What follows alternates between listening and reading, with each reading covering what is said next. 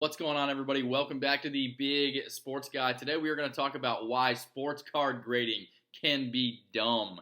And let me tell you, this is a post that I saw on Facebook. Just wanted to take a little bit of time to talk about it. Let's go ahead and jump on in. Now, I do want to start off by saying that this card actually is pretty sweet. I am a fan of this card. It's a LeBron James 1 of 1. I'm going to put it up here on the screen so that you guys can check this card out.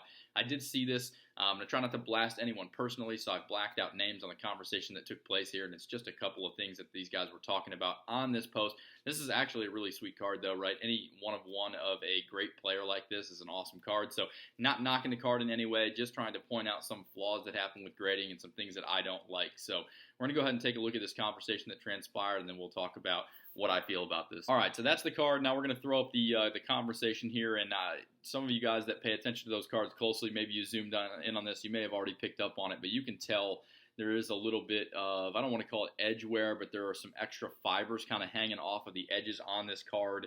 So this is the conversation that these guys had. So the one guy comments on this post and says, man, those edges, how in the holy hell did that gem? Totally agree here. Should not be a 10 at all.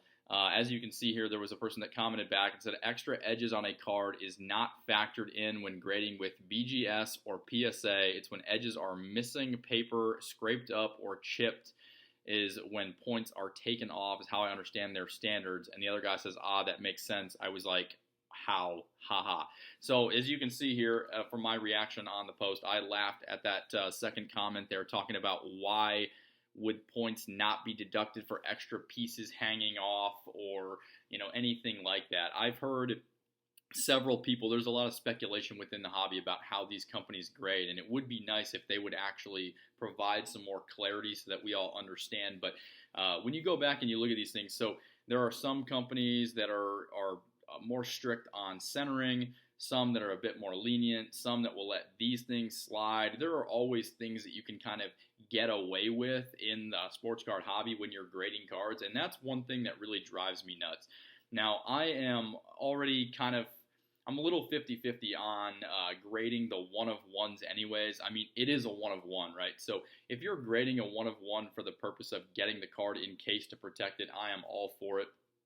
If you're grading it because you think that having a 10 grade on a 1 of 1 is going to somehow increase value or make it more special, it isn't. It's already a 1 of 1. It's already the most unique thing that you can get in the hobby. There is not another one like it.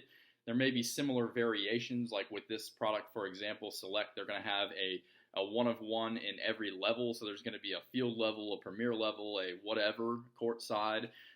So there are going to be very similar cards, but again, if you're protecting it and that's the reason why you're sending it, I have no problems with that.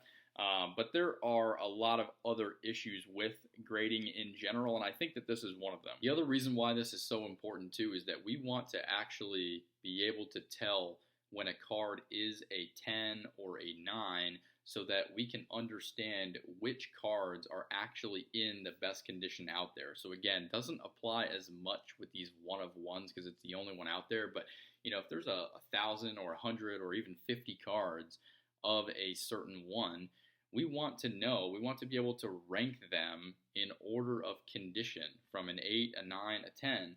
So if you're just giving 10s to cards that have a little bit of an extra fiber out there, and then there's another one that's out there that doesn't have that, and it's also a 10, then that's causing an issue right there, because me, as the buyer and as the collector, I want to get the card that is in the best condition available. And so if I think there are 2 10s and I'm looking at this one, I'm thinking, okay, the other one's got to be very similar to this, but it is possible that the other 10 could be in much better shape than this one. So going back to my original point, if you look at this card that I threw up on the screen here, and I'm looking at it right now, it's a very good scan, so I'm glad that we got a high quality clear picture that was posted to Facebook, because if you look at this, you can clearly see the top left corner has a nice tag hanging off. There are several spots along the upper left hand and upper right hand corners that have a little bit of, they're just like extra fibers. It's almost like a dust. Sometimes in those cases, if you get a card that's like that, you can take your fingernail and just very lightly kind of brush the edge of the card, or even with your finger, or sometimes not even your fingernail, but just your finger. You can kind of brush those things off. If there are any imperfections with a card it obviously should not be a 10. It should not be the highest grade that you can get if there's something wrong with it, and this is something wrong with it. This is a quality issue. I do understand that these things happen, and it's not like they've miscut the card in some way that has, shaped it differently or anything like that. So I do get that it's just an extra piece hanging on there, but in my opinion, this is not a 10, should not be a 10. Probably in PSA's view, they can charge more money or give them an upcharge, right, if it is a 10, so that's probably why it got a 10. Also, they don't have to worry about the pop control. Again, this is all speculation, but they don't have to worry about other cards potentially being a higher grade than this one or a lower grade because, again, it's a 1 of 1, so it's always going to be the only one that's ever been graded. But you can clearly see in this picture that this card is not a 10. Again, a reason why I'm not a fan of sending 1 of 1s to begin with. But definitely some glaring issues in the hobby when grading cards, that is for sure. Now, is this a problem that we're going to be able to resolve? I don't think so. This is another reason why people are able to successfully do crossovers as well, where they take a 9 and get a 9.5 or take a 9.5 and get a 10.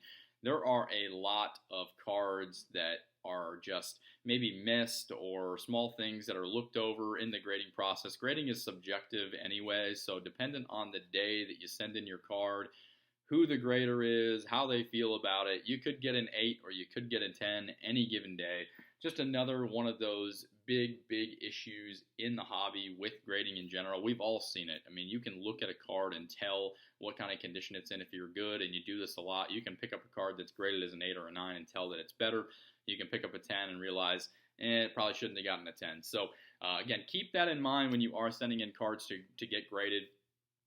If you're grading cards specifically, I know I've said this 100 times, but to get them encased and protect them and put them in your collection or to have them in a cool slab, not against that in any way. Again, it's your money, it's your choice. If you're doing it to try to increase the value of your cards, though, you need to take these kinds of things into consideration. You could have a card that looks amazing, but when you send it in, if that grader feels like on that day that maybe it's an 8.5 or a 9, you could get a 9, right? So if you're sending it in and your only hopes of really increasing the value and making money on these cards is by getting a 10, just think about that, factor that in. It's a risk that we take. I've had some pretty good success when sending to PSA. I've gotten a lot of 10s, so I haven't been that upset with their services. You guys know how I feel about SGC. I'm a fan of their customer service, but obviously have had some issues there, especially in the last couple of months. Graded with CSG a while back when they were new. I sent off probably 100 cards or so to CSG. Actually, it might have been more than that, but I've used several different grading companies. I just want to try them out. At a certain point, I was trying to see which one would be the best bang for my buck value-wise, and also which one would help me with resale value of some cards. This year specifically, I've turned back to more focus on my personal collection, so that's what I'm trying to buy, and that's what I will be grading. There may be some cards that I send in, grade them, and then try to sell them, but mainly just trying to use those cards to move into better PC cards. I'm trying to buy a lot more Detroit Red Wings and University of Michigan and Tom Brady. Those are my top 3 PC things that I'm focusing on this year, so hope to post more of those things and share those with you. Hopefully you enjoyed this part of the video. I am going to add in a mail day with this. I did just receive a couple PC cards. These things are pretty sick, so I'm going to throw that in here as well. Again, thank you guys for checking out the channel. We are over 1,000 subscribers now, which I really appreciate you guys helping me get there. Hopefully we can continue to grow this even more. And let's go ahead and take a look at some cards that I got in the mail. Here we go. We got a mail day. 3 cards coming from eBay. Well, actually, this one's not from eBay. This is from my buddy Keith, so I know what that one is. Then these 2 came from eBay. One, well, I know what they are. I just don't know which order they're in. So one of these is a pretty cool PC card, though, so I want to rip these open, and let's go ahead and dive on in.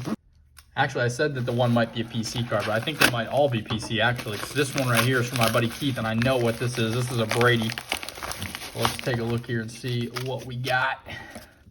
Little Brady slab. Try to cut this thing open here without destroying this. Try to just get the tape off here.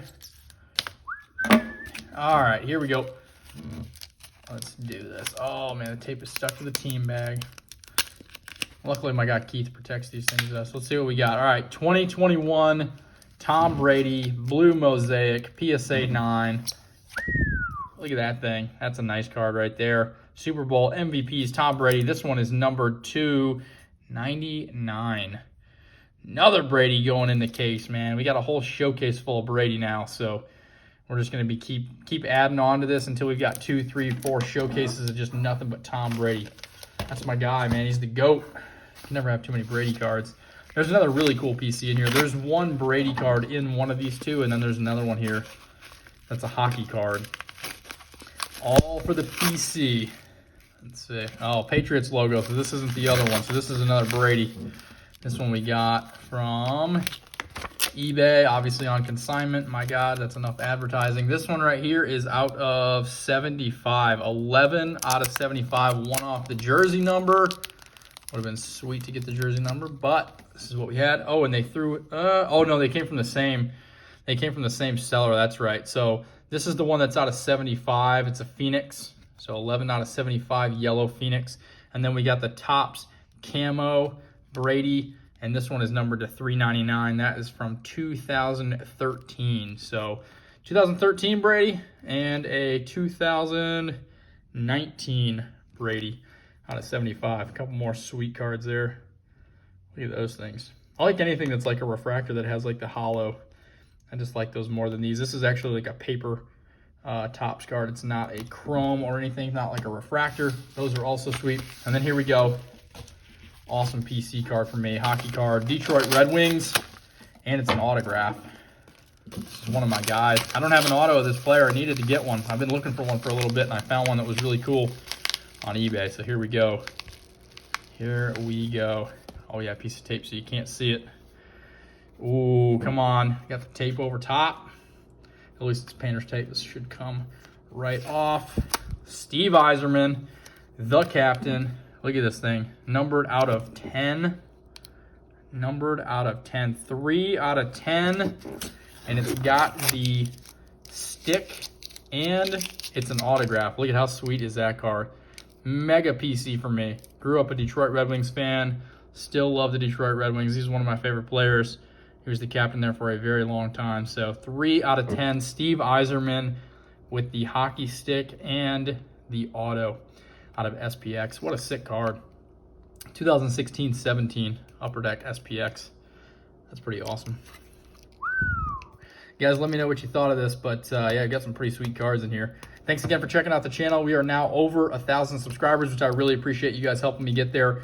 If you haven't done so already, please subscribe to the channel, like this video, drop a comment below.